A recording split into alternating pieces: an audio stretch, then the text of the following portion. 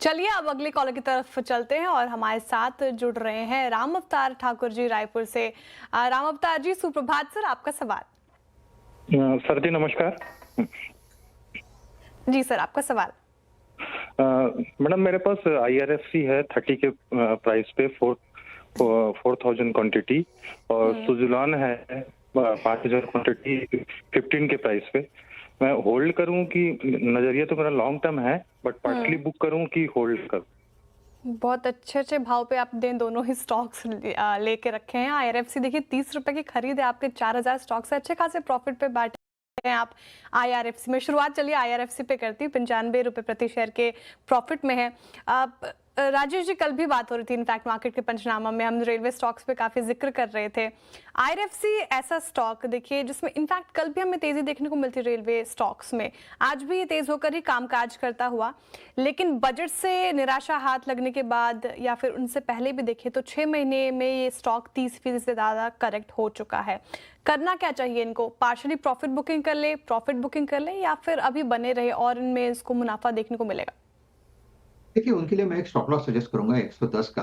अगर 110 का stop loss hit होता है तो पोज़ीशन से आप एटलीस्ट पार्शियल प्रॉफिट टेकिंग करें फिलहाल। क्योंकि देखिए, आपने जो रैली देखी ₹30 से देखिए करीबन 220 तक। फ्रैंकली स्पीकिंग 200 के ऊपर मेरे हिसाब से एटलीस्ट पार्शियल प्रॉफिट टेकिंग करनी चाहिए थी, क्योंकि 30 वाला कोई भी आइटम अगर 200 के ऊपर चला जाता है तो एक बहुत सब्सटैंशियल प्रॉफिट हो जाता है। एनीवे, तो वो अपॉर्च्युनिटी आपकी छूट गई है। 220 से करेक्ट हुआ करीबन 120 तक, 115 तक। तो एक इतना अच्छा सेलिंग होने के बाद, क्योंकि आप लॉन्ग टर्म निवेशक हैं, तो मेरे हिसाब से थोड़ा वेट करें।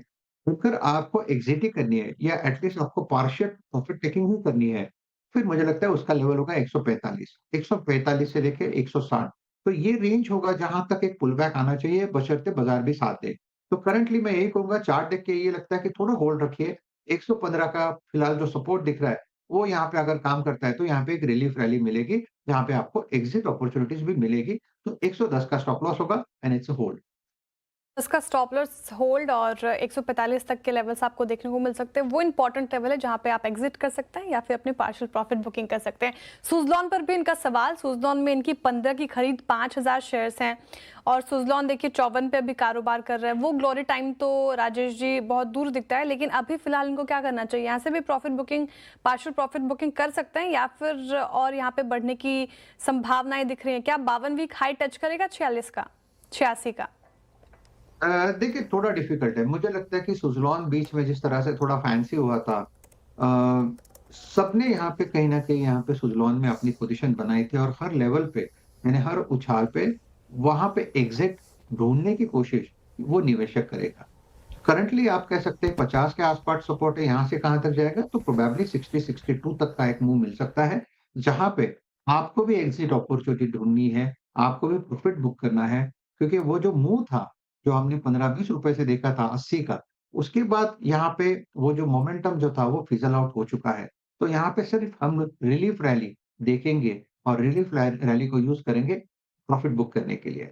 For me it's a exit, but फिलहाल बने रहें 50 का स्टॉप लॉस रखें, सामने 60-65 का अगर रेंज मिले तो एग्ज़िट करें। ओके, 60-65 के टारगेट के लिए करें चेज, जैसे ही टारगेट आते हैं एग्जिट की सलाह, और इस टाइम पे 50 का स्टॉप लॉस रखें खासा ध्यान में। डे लो से बाजार में एक रिकवरी आती हुई दिखाई दे रही है।